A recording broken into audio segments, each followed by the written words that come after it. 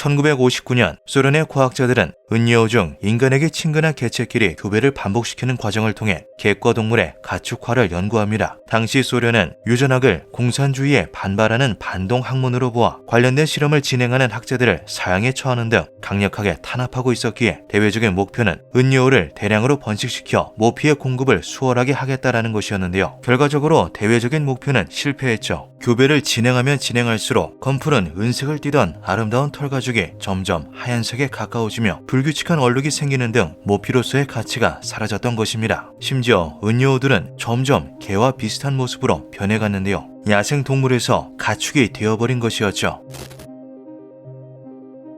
말, 당나귀, 소, 양, 염소, 돼지, 낙타, 닭, 토끼. 흔히 이런 가축들은 야생동물을 길들인 결과라고 표현됩니다. 하지만 가축이 만들어지는 과정인 가축화와 길들임에는 아주 큰 차이가 있죠. 쉽게 설명하자면 길들임은 동물원의 호랑이인데요. 동물원의 호랑이는 사육사에게 애교를 부리는 등 사람에게 해를 끼치지 않는 듯 보이지만 이것은 어디까지나 특정한 개체가 훈련된 것에 불과합니다. 반면 가축화는 오랜 기간 동안 특정한 형질의 개체가 인위적으로 교배된 결과 종 자체가 인간에게 도움을 주는 방향으로 변화한 것인데요. 가장 대표적인 예로는 늑대가 가축화된 개가 있죠. 늑대와 개는 유전자의 차이가 거의 존재하지 않으며 생물 분류상으로도 같은 종입니다. 그러나 인류가 수만 년에 걸쳐 특정한 개체들을 선별해 교배시킨 결과 개는 늑대와는 전혀 다른 가축화의 특성들을 여러 지니게 되었는데요. 먼저 공격성이 크게 감소했고 인간에게 친밀감을 느끼게 되었죠. 또 뇌와 두개골, 이빨의 크기가 줄어들었고 주둥이가 뭉툭해지는 등 인간이 보기에 위협적이지 않은 외모로 변화했습니다. 심지어 일부 품종에서는 어릴 때의 모습 그대로 성체가 되는 유형 성숙의 특징까지도 나타나는데요. 그런데 이러한 개의 특징들이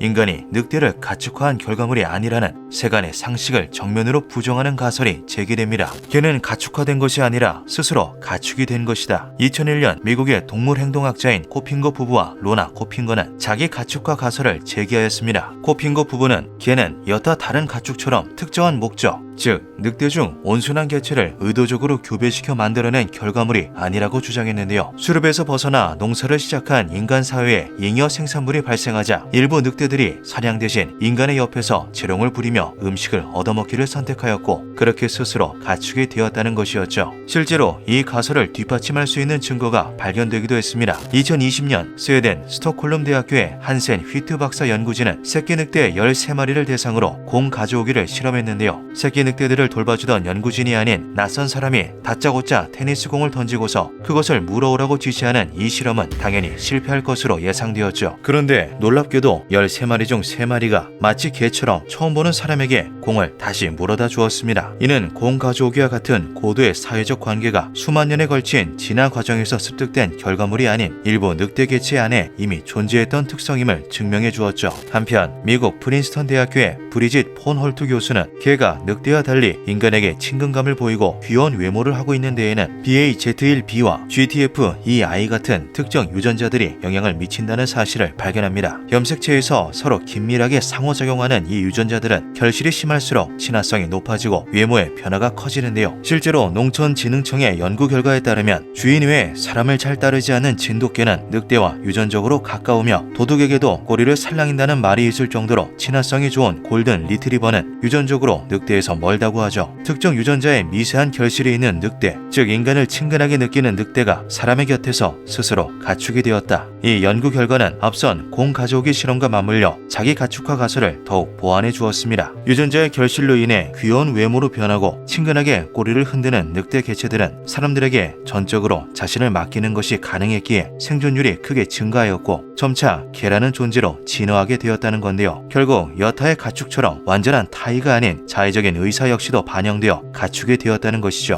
이 자기 가축화 가설은 많은 반론이 존재하며 아직까지도 활발한 논의가 이어지고 있는 주제입니다. 그런데 이 가설은 생각지도 못했던 범위로 확장되어 더욱 커다란 논쟁을 불러오게 되는데요. 특정 유전자가 결실되었을 경우 친화성이 높아지고 외모의 변화가 생기는 것은 개뿐만이 아니었던 것이죠. 바로 우리 인간도 마찬가지였습니다. 윌리엄스 증후군 2만 명당 1명꼴로 발생하는 이 희귀병은 BAZ1B와 GTF-EI 등의 특정 유전자의 결실이 원인인데요. 윌리엄스 증후군은 작은 볼과 코, 머리, 두터운 입술 등의 외형적 특징을 발현시키며 발육부진이나 심장질환, 학습부진 등의 여러 문제를 야기하죠. 이 증후군의 무엇보다 가장 큰 특징은 지나칠 정도로 친밀하고 사교적인 성격이 나타난다는 것입니다. 낯선 사람을 두려워하기는커녕 주저없이 포옹을 하고 또래보다 어른들을 더 가까이 하려는 성향이 나타나기도 하는데요. 윌리엄스 증후군을 가지고 있는 사람은 선천적으로 엄청난 공감 능력을 타고나게 되며 부끄러움이나 낯가림을 뛰어넘는 사회성 발산을 가지고 있죠. 처음 보는 낯선 어른에게 달려가 이름을 묻고 상대방이 하는 말에 귀를 기울인 다음 떠나기 직전 아쉬움에 포옹을 나누는 것이 너무나 자연스러운 윌리엄스 증후군 아동들은 그 특유의 성향으로 인해 천사라고 불리기도 합니다. 가축화의 특성과 해당 증후군의 특성이 유사하다는 점에 주목한 과학자들은 윌리엄스 증후군을 불러일으키는 특정 유전자와 현생 인류의 유전자, 네안데르탈린, 데니소바인의 유전자를 각각 분석했는데요. 이탈리아 밀라노 대학교, 스페인 바르셀로나 대학교, 독일 퀼른 대학교, 스위스 취리히 연방 공과대학교 등의 네노라하는 석학들이 한데 모인 공동 연구팀은 현생 인류는 네안데르탈린과 데니소바인에 비해 이미 어느 정도 특정 유전자가 결실되어 있다는 놀라운 연구 결과를 얻게 되었고, 이를 토대로 인간은 일정 이상 가축화가 진행된 상태다라는 충격적인 결론을 내렸죠. 우리는 처음 보는 사람과도 악수를 나누며 안부를 주고받을 수 있습니다. 낯선 사람을 위해서 출입문을 잡고 기다려주고 처음 보는 노약자의 짐을 대신 들어주기도 하는데요. 우리는 이것이 너무나 당연한 일이라고 여기지만 인류가 영장류에 속하고 있다는 점을 고려하면 사실 이것은 굉장히 이상한 일이죠. 인류가 속한 영장류는 기본적으로 매우 포악하고 호전적인 성격을 가지고 있습니다. 이는 연약한 피부와 더불어 날카로운 손발톱 따위의 무기를 일절 갖추지 못한 영장류의 신체적 특징에 기인하는데요.